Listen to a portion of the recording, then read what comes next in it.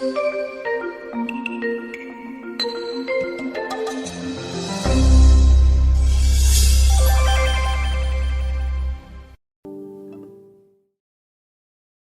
all. There's been a lot of concerns about water restrictions coming this summer, and I think most people are going to see them at least along the Wasatch Front.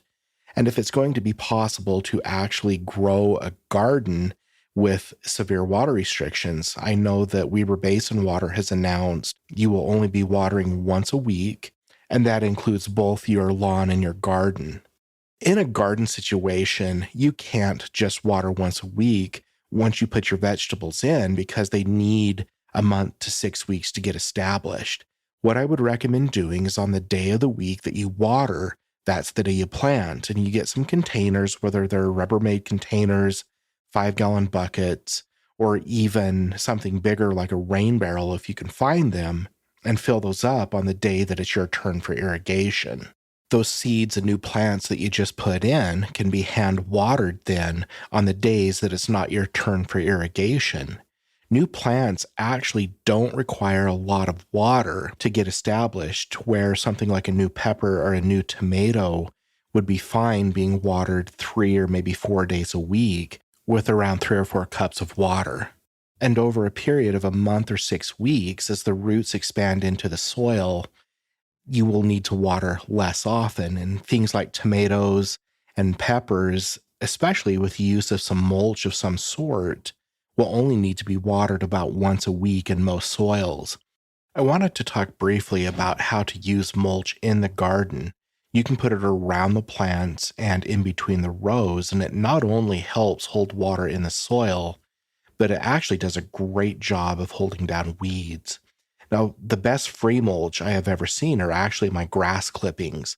I'll put 2 to 3 inches of fresh cut grass down on the soil, and over a week or so it browns out, and then it seems to compact just a bit, and it's a great barrier for most weeds, with the exception of something like maybe field bindweed, which you're going to have to hand pull. The mulch that you put in will benefit the soil as it breaks down, and as I mentioned earlier, hold water in. And so with the use of mulch like grass clippings or bark, then you can get away with watering once or twice a week, and your garden will actually be in really good shape, and that's assuming that it's established. I wanted to give a brief mention to what's called plastic mulch, and this is where you see gardeners putting down drip irrigation or drip hose, stretching plastic over a row, and then they will go ahead and grow their plants up through the plastic by putting holes in it and then putting the seeds or transplants in there. The black plastic is very available from local hardware stores and box stores. You just want to make sure that it's UV resistant. You also may need some landscape staples to help peg the hose down that you put under the plastic and to help hold the plastic in place. After I get the plastic placed, what I will do is then put soil on the sides of the plastic to hold it down. There are a few concerns about plastic mulch. One is that the plastic is not recyclable, and so you do need to send it to the landfill at the end of the season. The other concern is irrigation. Let's say you have drip hose underneath your plastic mulch, but you need to water more than once a week. In that situation, you would have to have that saved water in your rain barrels or 5-gallon buckets or whatever, and you would have to be able to water through the plastic. And so you might need to make a bigger hole and even then make some sort of a basin around the plant so as you carefully poured water in during the period you can't irrigate. It's just a little bit more difficult to do. My other concern with plastic mulch are in the areas such as Sandy and the Layton Bench that have really sandy soils. This would include Clearfield and that little portion of West Point also. I would consider skipping the plastic mulch and sticking to something more like grass. And because your soil is so well drained, another thing you can do is consider actually gardening in the bottom of the furrow.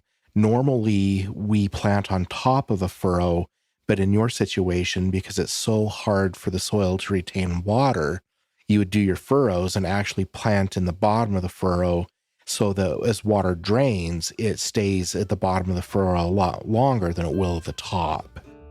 And so in conclusion, I do think that we can still garden with this, even with restrictions of watering once a week, as long as we are able to save some water for the in-between time.